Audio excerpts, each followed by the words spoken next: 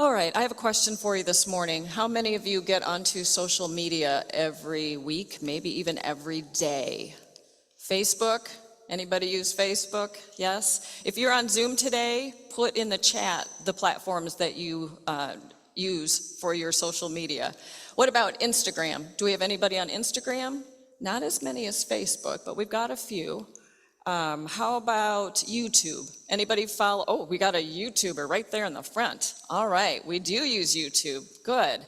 What about Discord? Discord, anybody? Oh, we got one. I knew there'd be somebody in here that knew what Discord even was, so that's good. How about TikTok? Just me? Oh no, I see a couple back there. We got a few, not too many, few brave people getting on TikTok. Now, I'm in a digital ministry class so that I can better learn how to use all of those platforms so that church can be a little more visible.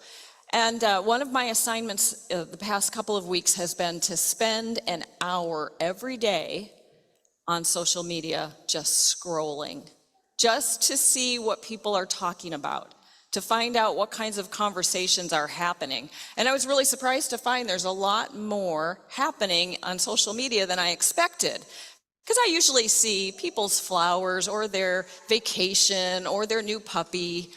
But if you start to look, you can find places where people are having real conversations. And one of those conversations I found on TikTok, it's a woman whose name is Britt Hartley. And Britt was raised as a Mormon, and she left the Mormon faith when she was a young adult, I think. She went to a Christian church then where she worshiped, but she was asking a lot of questions about God and about life, and they could not answer her questions. So she went back to school and got a master's degree in theology and realized she still had questions that weren't answered. So she went back to get a doctorate in open and relational theology, and she got right to the point of her dissertation. And she realized she still didn't have any good answers to her questions. She stopped working on her dissertation. She calls herself a dissertation dodger because she never went back to finish it. Because after 10 years of study, she still didn't know anything, she thought, about God or about life. And she found herself in nihilism. Nihilism is a complex topic, but it is, for our purposes today, we'll say it is a worldview or a philosophy that finds no inherent value in life. There's no meaning, there's no purpose. In Britt's own words, she said, "We are meat suits making mouth sounds, living on a rock that is hurtling through space for no reason." It's a dark place to be when there's no purpose and no reason for your life, when life is meaningless. And when I heard her use that word meaningless, it reminded me of this Hebrew book of wisdom that Pastor Jake read from this morning, where if you go back and look in your Bibles and read that today, if it stays as a rainy day, this is a great day to read Ecclesiastes. This wise teacher starts out by saying life is meaningless. Everything is meaningless. Nothing has any meaning. It sounds a lot like this young woman, Britt, on TikTok and on YouTube, where you can find her. And it is a dark place to be. So let's get a little bit of context about this particular scripture, this text. I had Jake read kind of an overview of it today. We think maybe Solomon wrote some of this. It says there's a wise teacher who was also a king of Israel, and people just assume that must be Solomon, but this was actually written centuries after Solomon's life. And there are two voices in this text, in the book of Ecclesiastes. There's the author who introduces the teacher, and then at the end tacks on a little epilogue with his 2 cents, because you got to get that in there. But the bulk of this book is just the musings of this wise teacher. And this teacher begins by saying, we really don't do anything here. We're born and we die. We work and we toil, and for what? It's all gone.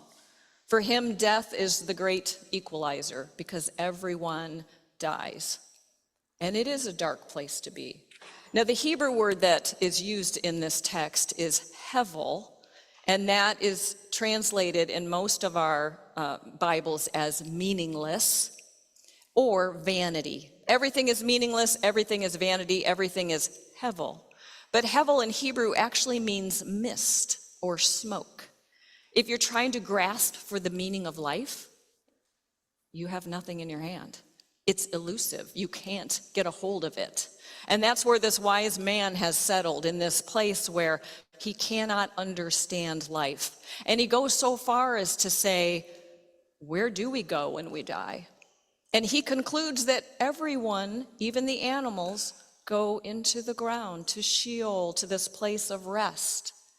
Now remember, this was written 300 to 500 BCE, so a long time ago, and there was no concept yet of heaven and hell.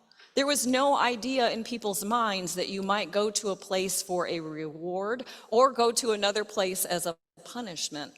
Instead, this wise teacher is just looking at life and saying, people are born and people die. Seasons come and seasons go. Sand castles are built and the waves wash them away. That is what he saw in life. It sounds a lot like nihilism. It sounds like there's no purpose, like there's no reason for any of it. But this wise teacher does not leave us in that place. Instead, he says, we need to find meaning. We need to create purpose for ourselves. If we can take joy in eating together, in being together, in drinking, in finding satisfaction in our work, that is a gift from God. That is where we find our joy, in the building of the sand, excuse me, the building of the sandcastle. Let me get a drink.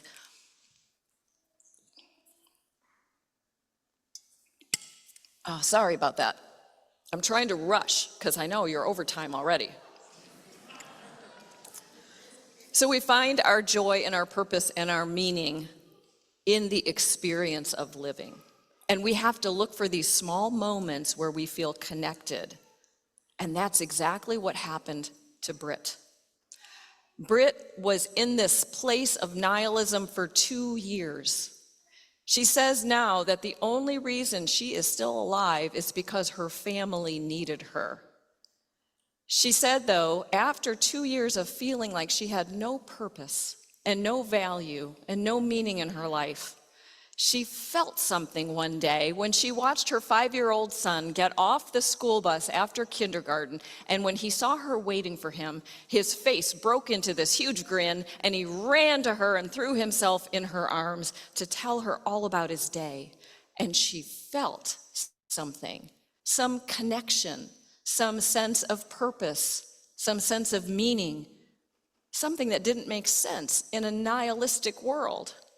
And then later, she noticed, holding her toddler and patting that little diaper bum, she felt maternal instinct kicking in. And she felt, again, connection, and she felt meaning and value and purpose. And she shouldn't have felt those things. Then she began to look more and more for those little moments that the wise teacher of Ecclesiastes tells us about. Looking for those moments when she felt connection, when she felt purpose, and she began to discover them more and more and more as she was intentional about looking for them. Now, Britt went on to become a spiritual director, which is interesting to me because she has no particular faith.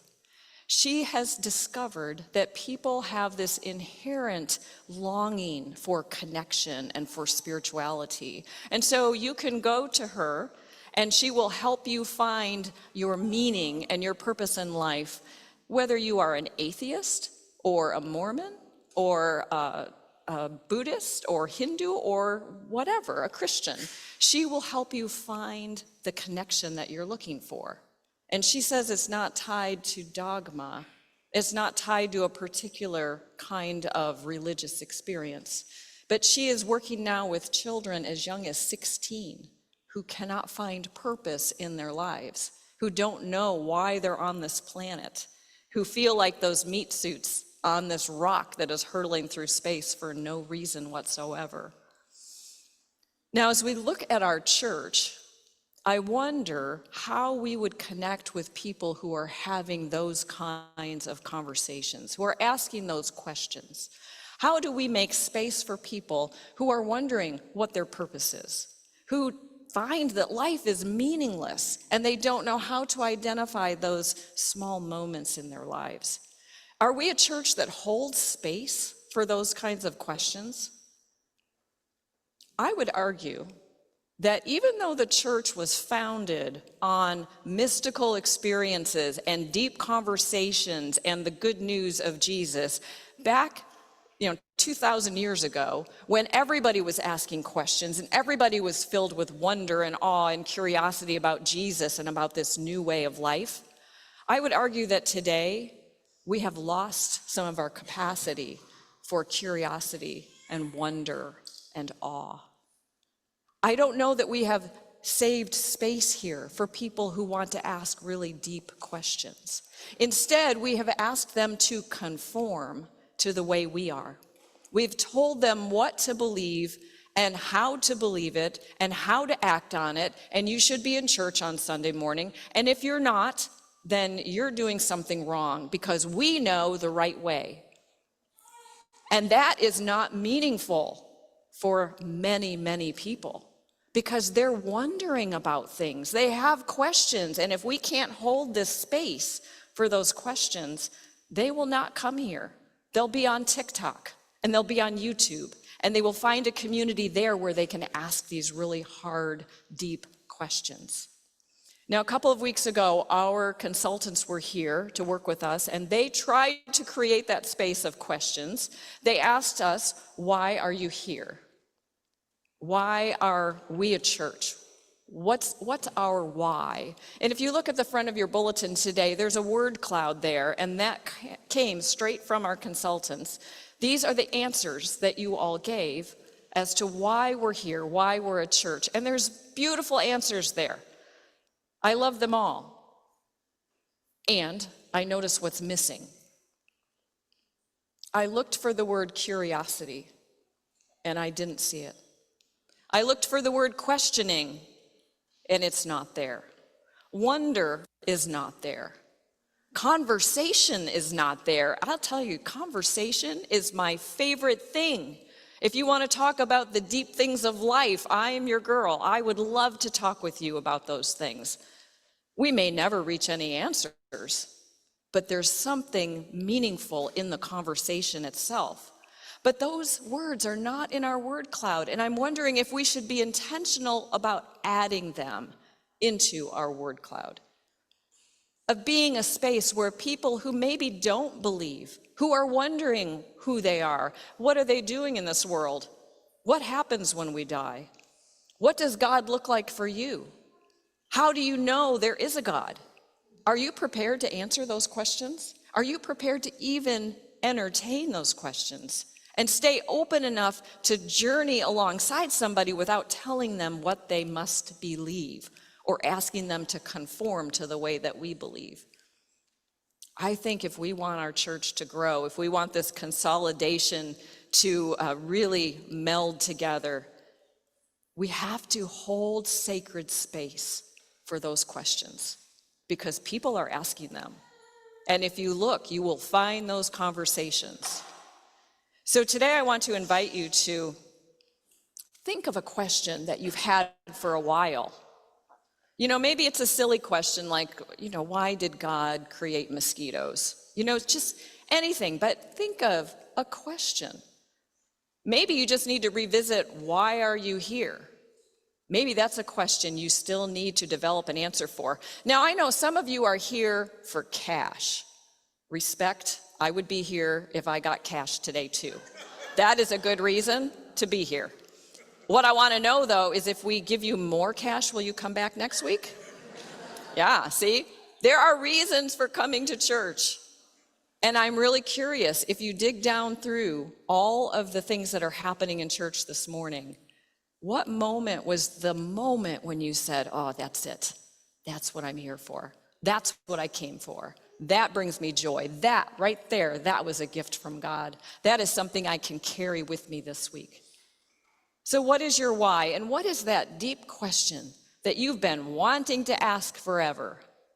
Is this a safe place to ask it? Why don't we try it out today and see? What is your deep question?